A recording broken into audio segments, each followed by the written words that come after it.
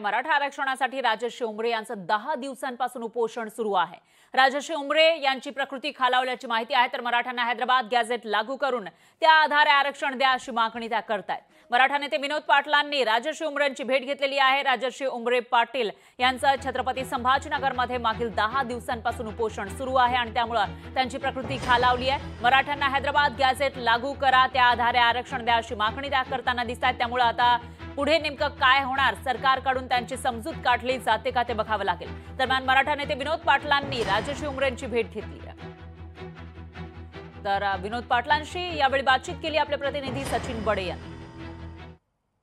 उपोषणाचा आजचा 10वे दिवस आहे। उपोषणकर्त्या तरुणीची प्रकृती खालावलेली आहे आणि यानंतर या ठिकाणी मराठा आरक्षणाची याचिका करता तथा नेते विनोद पाटील आलेले आहेत, त्यांच्याशी संवाद साधूयात। दादा, तुम्ही प्रकृती पाहिलेली आहे त्यांची, त्यानंतर त्यांनी मागण्या देखील सरकारपर्यंत मांडलेल्या आहेत। सरकार गांभीर्याने घेत नाही असं बोललं देखील जात आहे। तुम्ही या ठिकाणी भेट दिली आहे, काय तुमची प्रतिक्रिया? निश्चित चिंताजनक बाब आहे।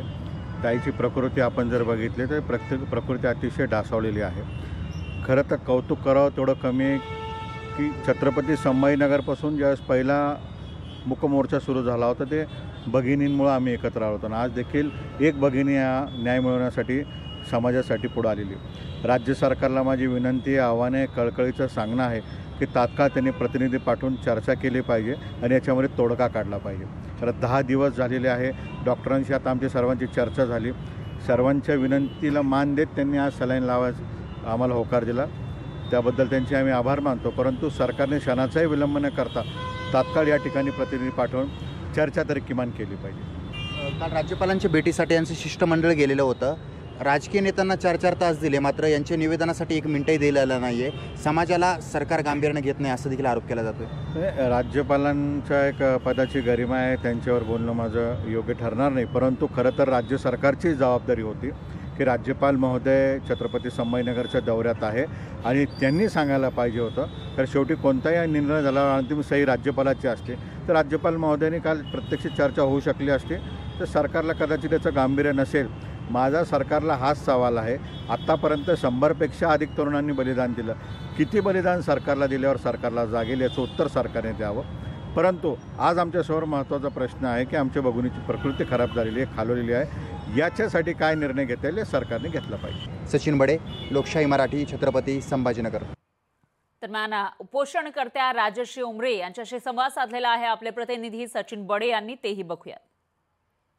छत्रपती संभाजीनगरमध्ये मागील 10 दिवसांपासून राजश्री उमरे या तरुणीनं उपोषण पुकारलेलं आहे। 10वा दिवस आहे, प्रकृती ढासळत चाललेली आहे, मात्र तरी सुद्धा सरकार गांभीर्याने घेत नाही, म्हणून आमच्या समाजाचं भलं होत नाही हा आरोप सरकारवर केला जातोय आणि मराठवाड्याला हैदराबाद गॅझेटप्रमाणे आरक्षण लागू करण्यात यावं ही मागणी केली जाते। आपल्यासोबत ती स्वतः तरुणी आहे।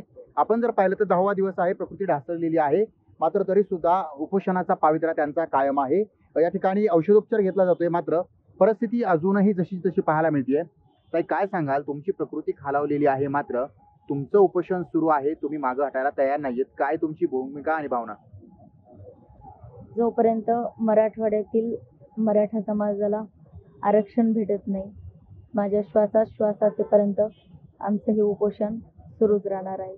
माझ्या मराठा बांधवांना एकतर मी 17 सप्टेंबरपर्यंत न्याय मिळवेल किंवा माझा देहत्याग करेल। ताई, डॉक्टर सुद्धा म्हणतात की तुमच्या आरोग्याला धोका निर्माण झालाय, तुम्ही जर हे उपोषण असं सुरू ठेवलं त्याचा परिणाम तुमच्या शरीरावर होईल किंवा तुम्ही डेंजर झोनमध्ये जाल, तुम्हाला तुमच्या तब्येतीची काळजी वाटत नाही का? माझ्या मराठा बांधवांचे 300हून अधिक बळी गेले। जर का या सरकारला आणखीन एक बळी पाहिजे असेल, माझ्या मराठा बांधवांचं जर का माझ्या जाण्याने भलं होत असेल, तर मला माझी स्वतःची चिंता नाही। सरकार गांभीर्याने घेत नसेल तर आमच्या जीवाची आम्ही पर्वा करणार नाहीत आणि याचे परिणाम सर्व सरकारला भोगावे लागतील असा इशारा देखील या उपोषणकर्त्यांनी दिलेला आहे। सचिन बडे, लोकशाही मराठी, छत्रपती संभाजीनगर। लोकशाही मराठी, ऐका, पहा, जागरूक रहा।